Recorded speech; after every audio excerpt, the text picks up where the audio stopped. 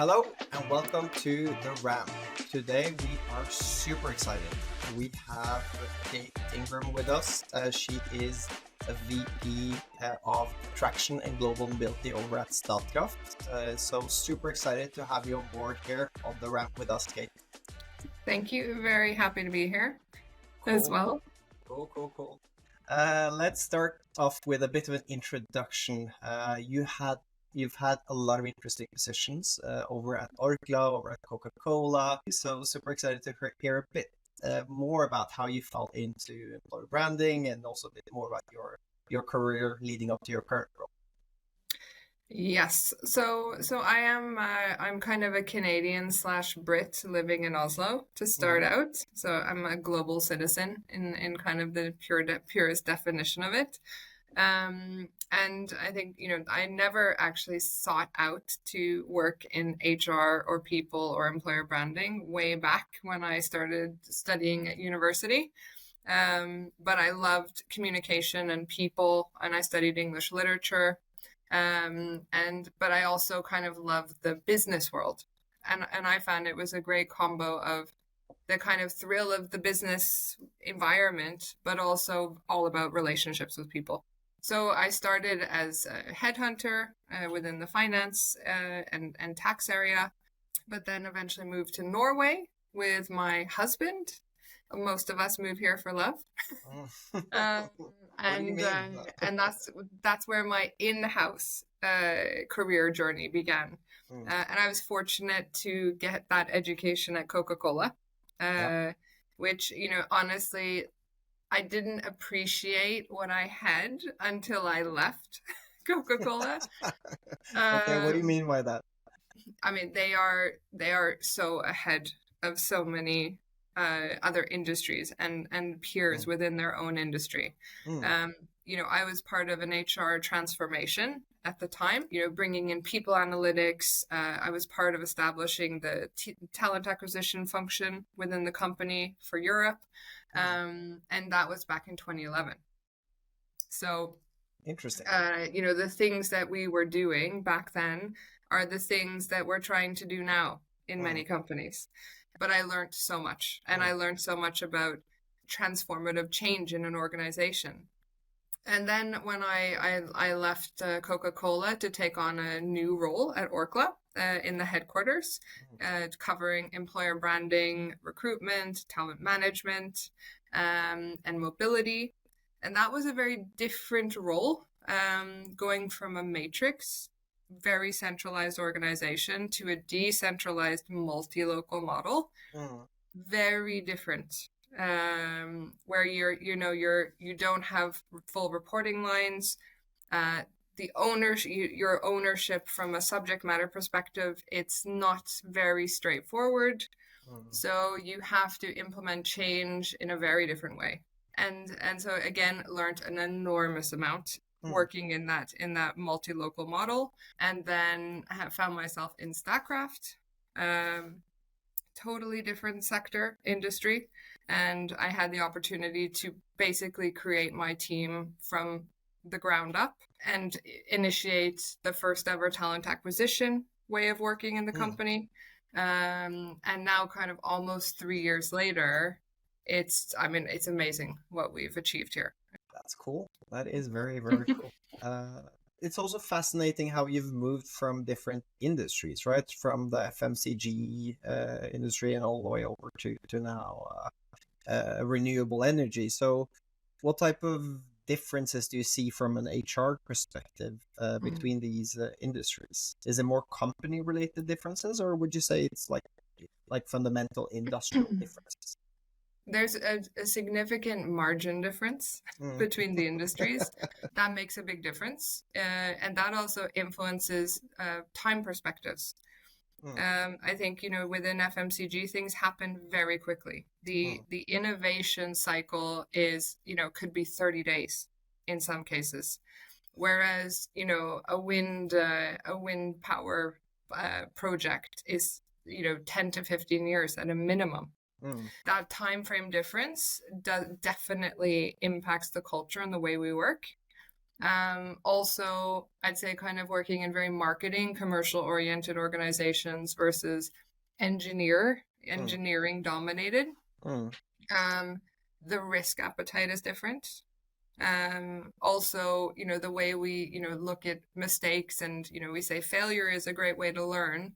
mm, But what was really, I think, a key learning for me, it was actually a couple months ago, is that, if you're building a hydropower plant and yeah, you make a mistake, that mistake could have profound effects. yeah. So the margin of error is very different and the impact of that error. And so, it was very, for me, kind of when I'm selling a new idea to a bunch of engineers, Mm. I need to be fact-based. I need to be data-oriented. I can't just be conceptual. Yeah. Oh, but that's it's quite interesting reflection on especially like the margin play and the risk part Yeah. of the business and how that sort of like trickled down all the way to or upwards towards HR. More on the topic today, which is employer branding. Hmm.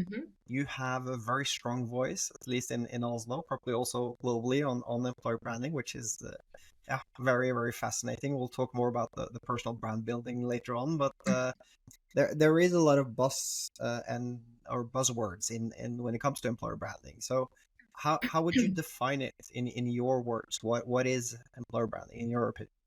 There's many ways to interpret it. I mean, I was just running a workshop yesterday, and I said, there's a famous quote where your employer brand is what Google says about your company, Mm. basically.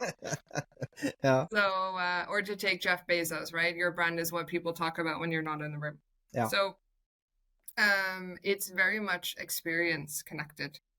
Mm, Um, but I think there's also a lot of misconceptions about employer branding. mm, And I'd say kind of in the Nordics, we are, it's evolved enormously in the mm, last 5 years. mm, But I would say kind of there are some parts of Europe where they are a bit more mature in terms of the subject. The things that I tend to see is so a lot of stakeholders think of it as a purely HR recruitment driven mm, activity mm, that's owned just by HR or in some cases communications, and the wider business doesn't really have a part to play. And the other is that there's no internal dimension to it, yeah. right? And that, it's about what we say outside the organization, which, is a huge mistake to Mm, make. Yeah, so I kind of, it's for me, it's all about it starts inside the organization and it's what we say outwards, but also it compels our employees to share those stories, those themes, those messages outwards because they feel it, they experience it, it's real. yeah, very much the core, and I do agree that it's like from an inside out perspective, that's the way to operate. I've seen enough bad examples of companies just sort of putting on a career page and just some interviews of employees, and then they don't have a holistic view, and they're just trying to polish the company brand or employer brand to attract candidates, and then Yeah, yeah, you need to answer to that at some point, right? When the onboarding starts and people are like living in within the company, you will get yeah. exposed, and you understand that there isn't that sort of there's a dissonance between what was communicated and what's actually real. So yeah, I do absolutely agree with you on Mm, that. Um, you mentioned that you've learned the most out of your career in these 3 years. So from an employer branding perspective, how mm. did you address it? So what were the first steps that you took? Yes, I mean, well, the one important step is that I had to also employ experts in my team to Mm, kind of be driving the car, and really lead and guide them. So that was a big, I mean, for me actually, it was a change having been very hands-on in the mm, past, mm, and because I loved employer branding, and mm, I just thought it was such an interesting area. Um, so that was one change for mm, me. Kind of my team's successes through the individuals that are part of it. mm, But I think in Statkraft, I mean, there is a history of employer branding, mm, but it was quite sporadic. And also very much kind of again centered around recruitment activities at the headquarters. And Statkraft is a massively international company, right? So there's, 22 other countries that have the same needs and need employer branding, but there was no central strategy or approach to it. And also a lack of a common investment as well. So the first thing I did when I came in was, decide we need to understand the data first. We need to understand what do our own employees feel is unique or different about the company, and what does the external talent market think about us? And then how do those two data sets connect to what matters most to employees and candidates when choosing where to work? So we spent 6 months collecting this data, running focus groups, running our own external talent survey, and to really make sure that kind of what we're on the right track. And we can also say, you know what, this is what our organization said. It's data driven. It takes time and investment, but really, really important. And also putting data up when you're trying to convince stakeholders who are not sure why they should be invested in employer branding. Numbers don't lie. And I always kind of, one of the things I've always told myself, when I'm trying to convince a stakeholder or get someone on board is, I'm going to make this so hard for them to say no. Yeah. And that's numbers. It's very hard to say no to compelling data. So then we used the data, and also I had reference groups and I shared it with the senior management throughout the way. And then we used that data to create the messaging framework. Typically I've did the same in Orkla, where you have your slogan and then supported by pillars that each clearly articulate a give and a get. And then that was a very close collaboration with communications as well. And I think that is a topic into itself, how important that collaboration is. But we co-created on that. And then the next step into visual identity, brand books, activation, and asset creation and long-term strategy roadmap. So that's kind of the path we've taken. Super interesting. And I do understand why you spent 6 months, because I don't think people understand how big Statkraft is. It's like it's the largest renewable business in Europe, and obviously, as you mentioned, you're in 22 countries, and there are so many different cultural aspects, different roles. Like you want to speak to a developer at the same time as an analyst. So how do you craft that story and that baseline or basis that you can spin different campaigns out of? So that is key, right? I think we never want to take something that was created at in the corporate functions and just say, okay, go implement it because everything's the same, right? I mean that is probably the fear of most countries is when a corporate function does that. But what we have now done is, training, and including in that training, tailoring and local adaptation, having them understand how to flex the messages, depending on who we're talking to, understanding the proof points, and even, having the different countries kind of list out potential proof points for, okay, if we're talking to traders, what is different about Statkraft to another trading house? Young talent, business support functions. So understanding which messages to flex depending on who we're talking to, having that list of proof points so that we talk about being fact-based and credible. If we say we have fantastic work-life balance, okay, what are the proof points that actually show that? And those proof points should be local. The third aspect is the visuals. So, you're walking into an interview in our offices in Peru, then, our job ad should reflect that local office and not the Oslo HQ. Makes sense. Right? And also same goes with the employees and, the people that you're going to be working with, the assets locally. So it's really, again, so messaging, flexing messages, proof points, and visuals. Those are kind of the three main ways we guide the business on how to localize and tailor.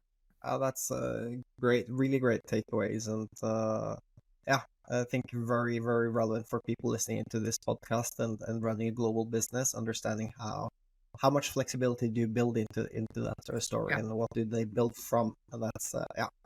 On the data that you found, were there a lot of conflicting data, or did you like see the patterns, and did you like early on see which direction you wanted to take on that?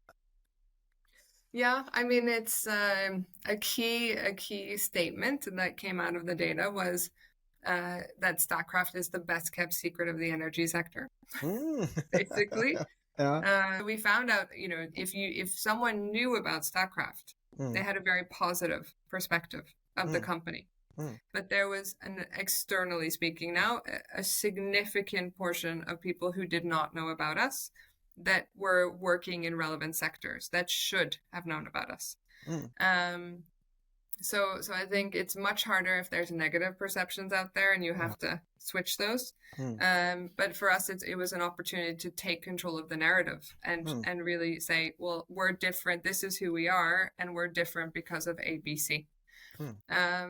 Internally, I would say kind of not any massive surprises, but it confirmed the things we thought. So, understanding why people why do they choose to stay here? Why do they choose to go? What do they consider, unique about being an engineer in this company versus another energy company? So I think it identified a lot of really these kind of differentiating points. Because a lot of times, I think being a renewable company 5 years ago was far more unique than it is today. Yeah. Makes sense. So relying on being a renewables, yes, it's great, but you need to communicate what's actually different about us compared to everyone else who's shouting about climate change and renewables. And everyone has a tagline now, regardless of the industry, connected to climate change. Yeah, so you have to differentiate yourself, and you have to be disciplined about it to actually educate internally and externally who we are and why we're different. Yeah, I think that makes sense, and I think like there's a lot of greenwashing out there, and there's like the green aspect has been quite commoditized in the communication place. You need more substance than that, so it's a very valid point. When I assume when you found a lot of data, both internal and external, there might be some of those, I don't know, requests or things that kind of are looking for that you can't cater for. Of course, you would try to like have check boxes on all those sort of asks from the market, but sometimes, I don't know, it could be anything from development opportunities to compensation to it could be other areas as well. But so where did you sort of need to raise your hand and say, sorry, we can do this, but we can't do that. We can't sort of be everything for everyone. Yeah, I mean, I think one of the biggest is compensation. That, we are a state-owned business. We will never be the highest payers in the market. We strive to be competitive. But I mean, the market has the last couple of years in this industry has exploded. And that actually, what I say internally now is it's even more important to have a strong, authentic employer brand. So we have something to compete with. Right. So it's so I think this is where it becomes even more important if you're, no, we can't be the highest payers. Or, we can't be fully remote in our offerings. So then you need to show, well, what else do we have to offer that we know is important to these target groups? As with all companies, you might have like issues with retention for specific parts of the organization. When you now take this out in the organization, will you then have more emphasis for specific levels in the organization. I would say like we work with some Mm. consulting companies, for example, then you like have this sort of 2-3 year Yep. area where people jump off Mm. the ship. So Yep. how are you addressing that? We definitely need, we talk a lot about our younger talents Mm, because, I mean, historically, actually, Statkraft didn't really hire that many young, kind of 0 to 5 years experience mm, outside of the trainee program. okay. It was very much an experienced hire kind of environment, but that has changed dramatically since Mm, I've joined mm, 3 years ago. And an effect of the market, right? There are not enough experts out there. So, yeah. a lot of companies, including ourselves, we're bringing in development hires where, they're coming out of school, they have a couple of years experience, and then we're bridging the gap through development and learning. Mm, But that also changes the demographics mm, considerably. And so then, people coming in who are younger, they have different expectations of progression, mm, of development, of their leaders, of, benefits and offerings and environment.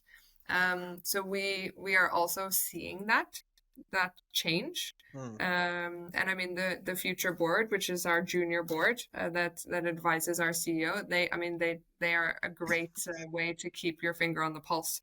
mm, But that has been a group that we really need to think about kind of what's important to them and what's going to make them stay, but also that delicate balance of not over catering and yeah. empowering as Yeah. well. Mm, That it's a learning process, yeah. definitely. Yeah. Makes sense. But that's good. When you now launch the external employer brand, how do you measure the ROI? You Mm. mentioned when you built the business case, then I assumed you have some hypothesis around what this can provide of ROI, and now when it's Mm. activated, how do you measure it? You mentioned rankings. Are there any other uh, Yeah. indications? Yes, we just ran a large scale campaign for our trainee program in the Mm, Nordics, using the employer brand front and center for the mm, first time. And just, I mean, for example, in a campaign like that, we would be looking at application numbers, which we had a record amount, which was mm, great, and also engagement with the content, yeah. right? So clicks and, video playthroughs, clicks to apply. So obviously performance on the campaign front. Mm, Also, generally, we look at our time to hire. mm, We look at our cost per hire. And also we look at things like internal, external benchmarks of recruitment. What are kind of in terms of the recruitment workflow? mm, Where are we working faster? mm, And then also referrals. I yeah. mean, so there's a very long list of metrics, and we're actually kind of now as a team having a large scale project to understand kind of what are the core KPIs and metrics that are for the entire team, Mm, and then what are some sub metrics under there. Because you can have, I mean, we now have the luxury of lots of data because we've invested in technology. mm. But then you don't want to drown in the data. Yeah. It's Yeah.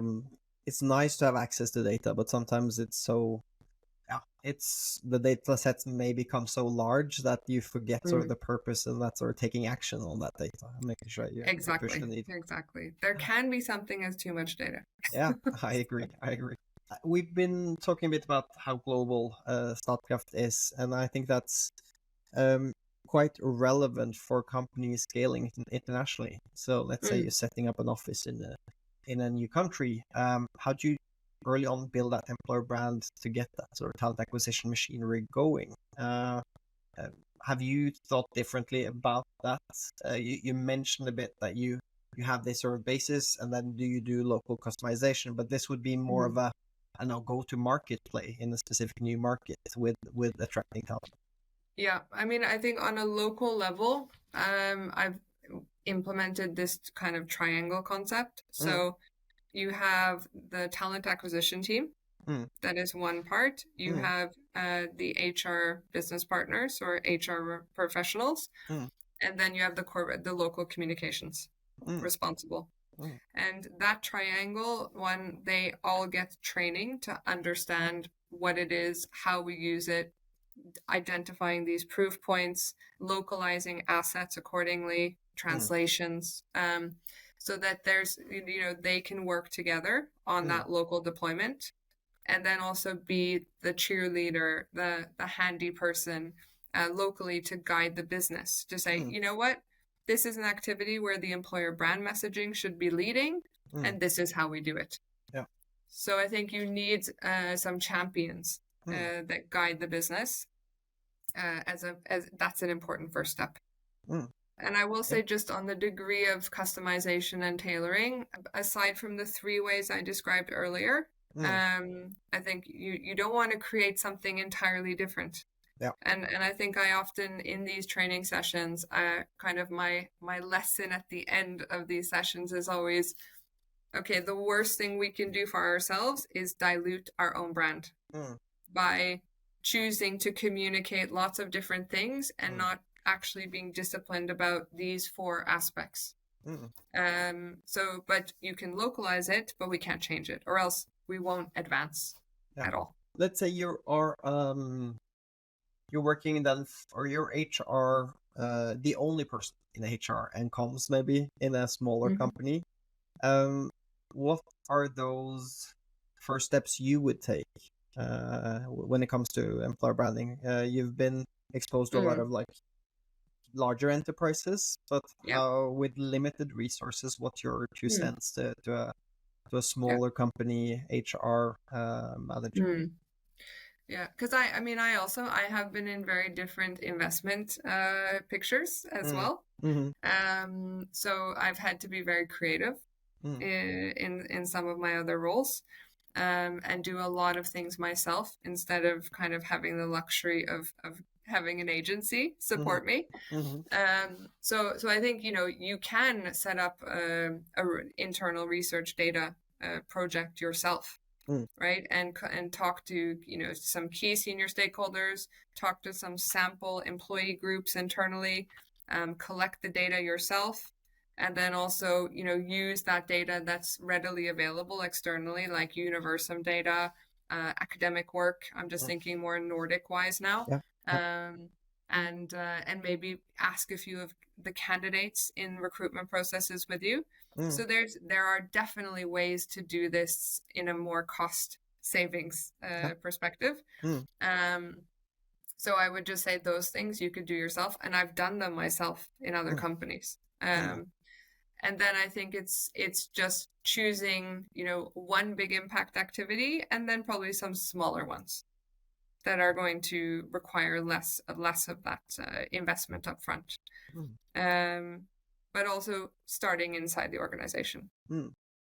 with your Nice. employer brand, because especially if you kind of don't have the giant budgets, you want to make sure when you launch that external campaign that your employees are going to be out there advocating for you Mm, on social media channels mm, because they believe in it and they know it and they know how to say it and use it. mm, So I think maximizing the impact is so important when you have a limited budget as well. mm. Very good point. A big topic the last, I don't know, 2 3 years. I think it's come also to Norway, but especially in the US, is diversity and inclusion in when it comes to what's uh, Yeah. what's your position on that, and what is Statkraft doing when it comes to DEI?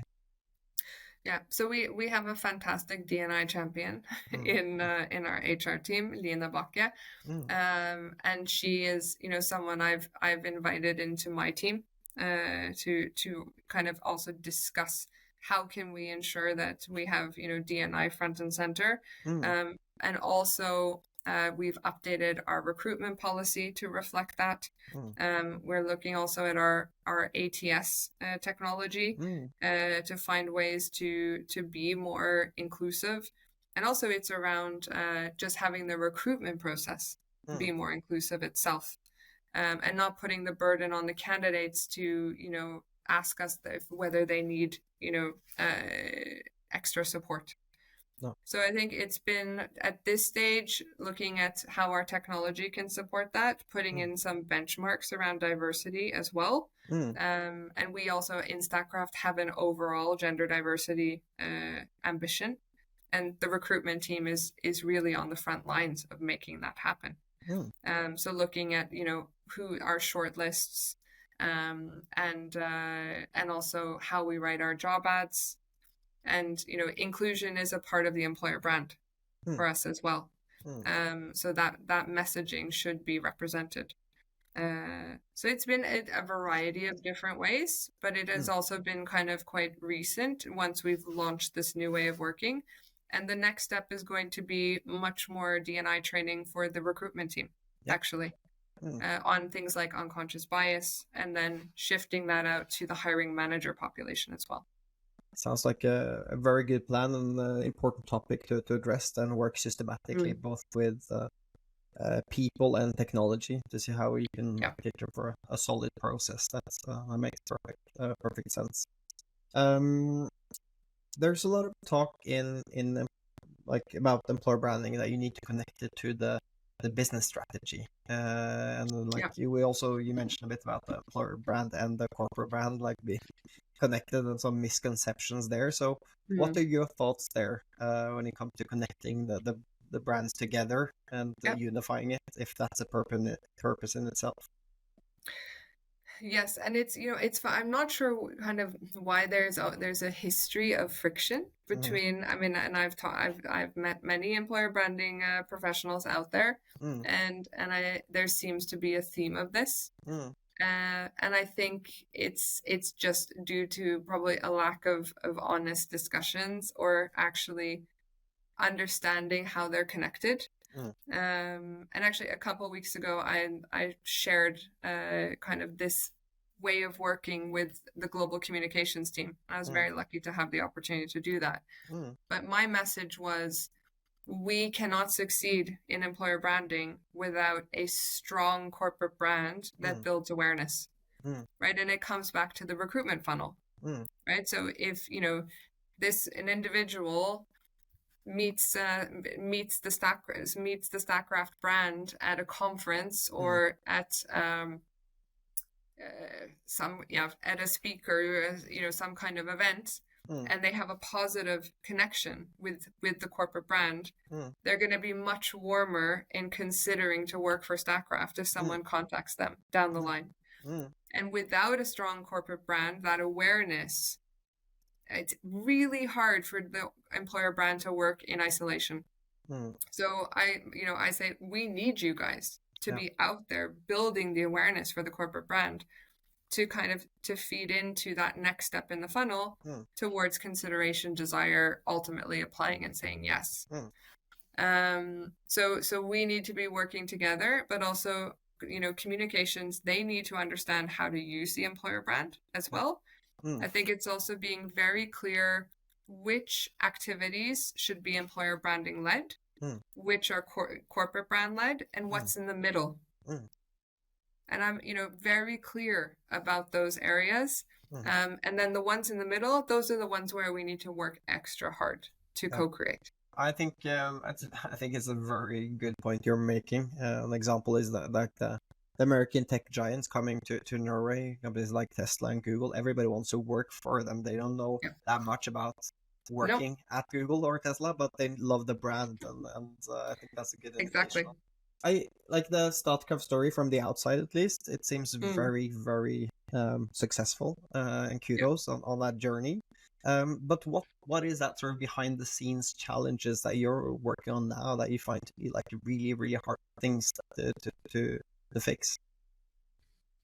Yeah, I think, change management is. I think I always ask people when they've been here kind of a couple months or a couple years, is, what do you wish you would have known when you first started here? But I think I wish I would have. I would have understood that change management is, it's 10 times what you think you should be doing. And I think we can sometimes assume that people will just embrace the new technology and in your mind and your team's mind, of course, this is the way we should be working. But for someone who's been working an entirely different way, and you're coming in and introducing an alternative, that can be scary. It can be threatening. And if you also haven't communicated enough around the benefits, but also that it will be tough and it will feel chaotic until you hit that transformative state, I think you can, I mean, the instinct is to pull out and say, I don't want to do this. And I will say the talent acquisition implementation, that was, I would say, the toughest change management project I've done. And it's, you know, especially where we do it in a hyper growth phase, it was, you know, you're getting it from all sides, and you're just trying to keep the team motivated. You're trying to keep stakeholders hanging on to see the impact. So I think I would have really recommunicated, I mean, going back to the change curve, right? That the moment we hit play on change, it's going to be painful. Some people are going to feel they're losing everything. Some people will feel they're gaining something. But the instinct will be, I want to go back to the way it was. But you have to hang on. And now finally we are seeing the fruits of our labors. And it is amazing. I think our performance indicators, I'm so proud of this team and what they've done. But it was tough. It was really tough. And now I'd say employer branding is, we're a few steps behind where we are in talent acquisition, where, you know, we're still talking about the vision and the story.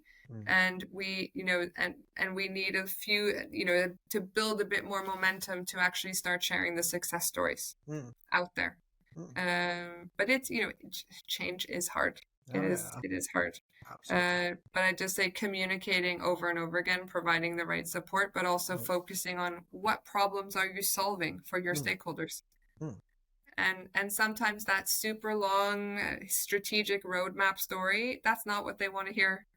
They want to hear, how are you going to get me the developers I need next quarter? Right? Exactly. Yeah.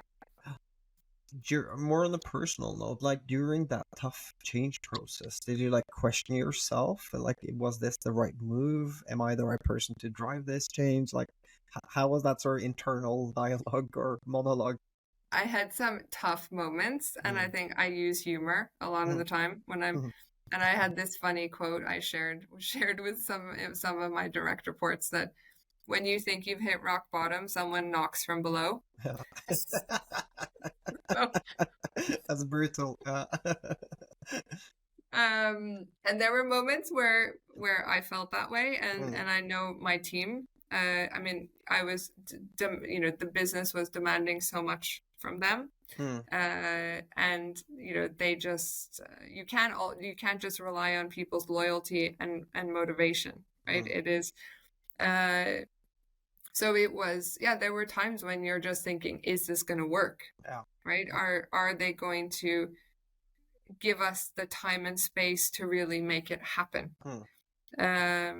So it was, and I think that having the hyper growth at the same time, having to implement the technology we needed to work the way we wanted as well at the same time, and then, you know, building the team from 3 to 26 people, and onboarding everyone, and it is, and a reorganization in the company at the same time last year. It sometimes felt impossible. But I think, you know, and it actually caused me to kind of think last year, okay, maybe I need to reorganize a bit how we're working. Because I knew a lot more than I knew back in 2020. So it's also, you know, to this continuous improvement focus is really important, because again, change can go all sorts of different ways. And that may mean sometimes you need to kind of rejig the process and the strategy. And also based on the knowledge you have now. So that was a really good decision. Yeah, very good good takeaways for HR managers or people driving change or organizational change. I think it is tough, but it's usually better on the other side. But yeah, there's a lot of complexity and hard work going into it. absolutely. And we're sometimes not very visible Yeah, in that change. So I would say recognition is so important to yeah, keep everyone kind of driving forward. And mm, sometimes HR, we're sometimes in that background, yeah. but working tirelessly. So Agree. We mentioned a bit about the number of countries and also the size of Statkraft, but for people to get even more context on the size of the business, in mhm. terms of the hiring numbers, I don't know if it's confidential or whatever, but like, could you give us an idea of like the size and volume of hires you're making annually? Yeah, so we've been, I think, the last 2 years increasing our recruitment numbers by kind of 25 now to 35%. Mm, So I think our numbers of employees change all the time. mm, But I think we're close to 6,000 now. mm. And when I joined, I think we were right around 4,000. Whoa, So and my team is now approaching 1,000 recruitments for this year. whoa, Yeah, that's yeah, quite the scale. yeah. That Yeah. is those are, I mean, yeah, just unbelievable numbers. We'll invite you for a separate podcast on how to have consistent hiring at 1,000. That's a different topic, but yeah, Definitely. Yeah. yeah, cool. I just want to maybe get your 2 cents on the future of employer branding. You mentioned it that the Mm. Nordics maybe were a bit behind some certain markets there. So what do you see in terms of the future of employer branding and also maybe especially in the Nordics? Yeah, I think I think we will see more because I think what I sometimes, and I'm conscious not to be critical either, because there's so much amazing work and there's Mm, so many fantastic employer branding experts out mm, here. But I think what I have sometimes seen is more of kind of using the corporate brand as an employer brand. mm, And that obviously has limitations. mm, Of course, you'll get people who will join because of that, mm, but it will kind of fall short at a certain time in the process. mm. So I think just having everyone understand you need a corporate brand, but you Mm, also need an employer brand, mm, and one can't do the job of both. mm, So I think seeing more of that understanding. I also just, and also how we work between, for example, communications and employer branding. I think that's so critical mm, to succeeding. And I'm proud that we have managed to create a good collaboration here. mm. So I think that's also really important to see you're stronger together. Yeah, But also there's room for everyone, yeah. right? And you're codependent on each Mm, other as well. mm, Um, and also taking some more risks around campaigns and gamification and being more disruptive around how we present the employer brand. And that mm, can be both internally and externally. mm, Um, I think, again, there's some great examples out there, but we can definitely push it a bit mm, more. mm, And I work with an agency in the UK and have mm, for many years, mm, where you tend to see taking some more risks, mm. I'd say, Yeah. in some different countries, Mm, US included. mm, So I'd like to, yeah, see ourselves push a little bit more on yeah. the creative front. Mm, Yeah, and then also I think just the standing of employer branding, yeah. and that also I think like Nikolai Tongen, he's Mm, very good at lifting functions up like employer branding mm, and HR. But I think having senior leadership mm, understand the value and importance of this, mm, and that they have a role in employer branding, mm, that also we need to build that as well. And that this is not just an HR communications standalone, mm, but they have the tone from the top is critical in mm, making an employer branding alive in an organization. mm. Agree, agree. I see time is up, Kate. I could have literally sit here for hours listening to you. I think this conversation has been fantastic. So thank you so much, Kate, for joining the podcast. It's been a real pleasure. Thank you very much. Always happy to talk about employer branding. Thank you. Thank you so much for listening. Remember to like and subscribe to stay updated on people topics. See you next time.